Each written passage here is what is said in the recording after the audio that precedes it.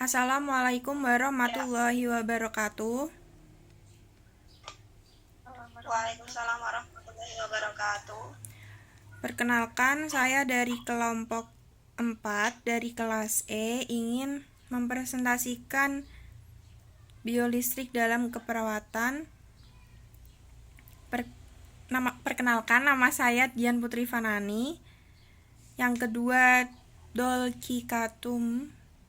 Nomor 3, Muhammad Bagus Sarjono. Nomor 4, Normelita Seli Desiana. Nomor 5, Trianor Solekha. Nomor 6, Naila Fauzia. Nomor 7, Slamet Agung Siswantoro. Nomor 8, Wafik Aziza.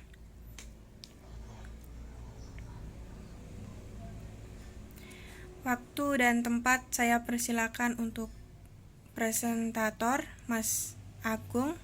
Silakan. Pengertian biometrik adalah ilmu yang belajar tentang potensial listrik pada organ tubuh. Pada biolistrik ada dua aspek yang memegang peran penting, yaitu kelistrikan dan kemagnetan yang timbul pada tubuh manusia, serta penggunaan listrik dan magnet pada permukaan tubuh manusia. Lanjut, Mbak. Arus, tahanan, dan tegangan listrik. Arus listrik, aliran elektron pada penghantar. Besar arus listrik sama dengan jumlah elektron bebas yang melewati penampang konduktor setiap detik. 1 ampere sama dengan pergerakan 6,25 kali 10 kurung 18 kurung stop elektron bebas yang melewati konduktor setiap detik. Tahanan kurung buka kurung tutup OHM sama dengan tahanan yang mampu menahan arus listrik yang mengalir sebesar 1 ampere dengan tegangan 1 volt. Tegangan kurung buka volt tutup sama dengan potensial yang dapat mengalirkan arus 1 ampere pada konduktor dengan tahanan 1 ohm. Kelistrikan dalam tubuh A. Sistem saraf dan neuron. Sistem saraf. 2. Pusat dan onotom. Sistem saraf pusat,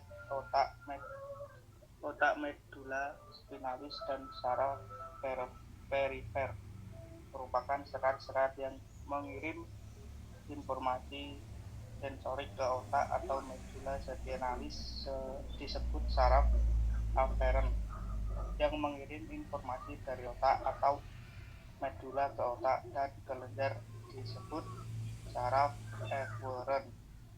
Sistem saraf otonom mengatur organ dalam tubuh, misal usus dan kelenjar. Neuron merupakan struktur dasar sistem saraf atau disebut sel saraf, yaitu sel saraf mempunyai fungsi menerima, interpretasi, dan menghantarkan aliran listrik. B. Kelistrikan saraf. 1. Mempunyai lapisan yang disebut membran sel. 2. Dalam sel terdapat ion Na plus, K plus, C1 min, protein A min. Dengan menggunakan mikroskop elektron, serat-serat dibagi menjadi dua tipe, serat saraf berminyelin dan berminyelin. Kecepatan aliran listrik sangat bergantung pada lapisan minyelin. Lanjut. Manfaat gelombang listrik manusia dalam klinik. 1. EKG elektrokardiogram. Mekanisme kerja elektrokardiogram ini ditentukan hasil catatan aktivitas elektris. 2.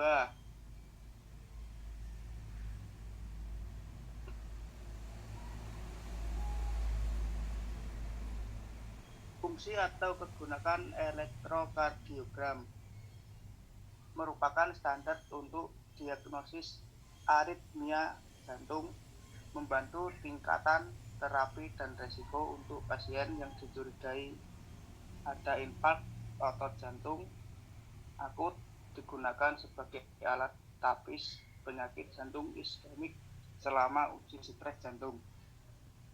Lanjut.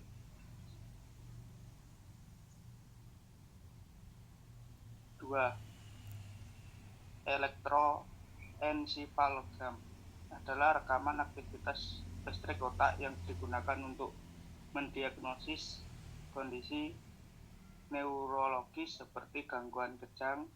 Fungsi atau kegunaan elektroensefalogram mendiagnosa dan mengaplikasikan epilepsi, mendiagnosa lesi desak ruang lain, mendiagnosa cedera kepala. Lanjut. 3. Elektromiogram adalah sebuah tes yang mengukur aktivitas listrik dari otot atau sekumpulan otot. 4. Elektroneogram adalah sebuah alat untuk mengukur kelistrikan saraf yang dapat menghasilkan data kelistrikan, berfungsi mengetahui keadaan lengkungan refleks, mengetahui kecepatan konduksi saraf, motoris dan sensoris, serta untuk menentukan penderita miastenia gravis.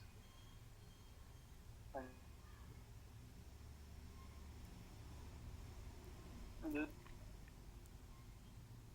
Bon, Sudah?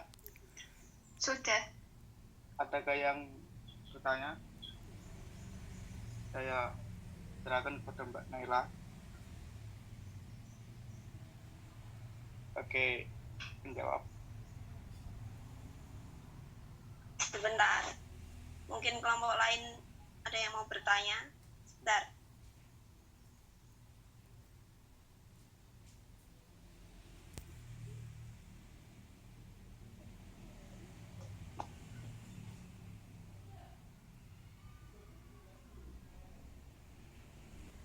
Assalamualaikum warahmatullahi wabarakatuh.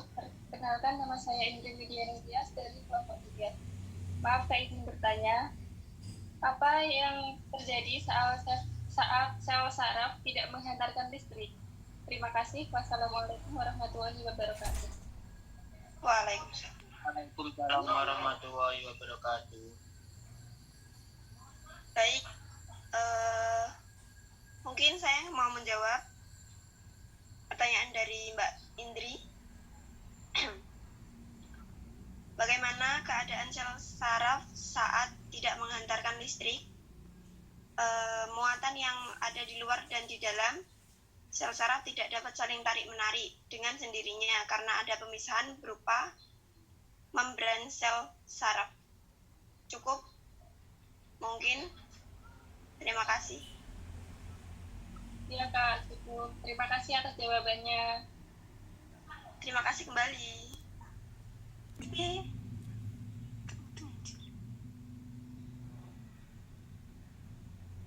Perkenalkan, nama saya Maisa Nabilamida dari kelompok 2. Izin bertanya kepada yang presentasi, mengapa sih kelistrikan pada sel saraf pada umumnya tidak dapat diukur dengan menggunakan apa?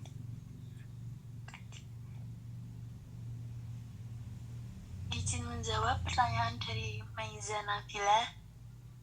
Kelistrikan pada sel saraf bukan merupakan listrik dinamis yang mengalir, namun lebih merupakan munculan muatan listrik yang akan memicu munculan muatan listrik berikutnya di sepanjang akson. Dan muatan listrik ini sangat kecil.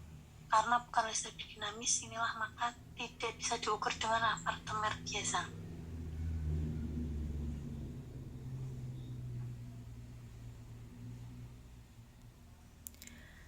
Mungkin sekian dari kelompok kami, kelompok 4. Apabila ada salah kata, mohon dimaafkan. Wassalamualaikum warahmatullahi wabarakatuh.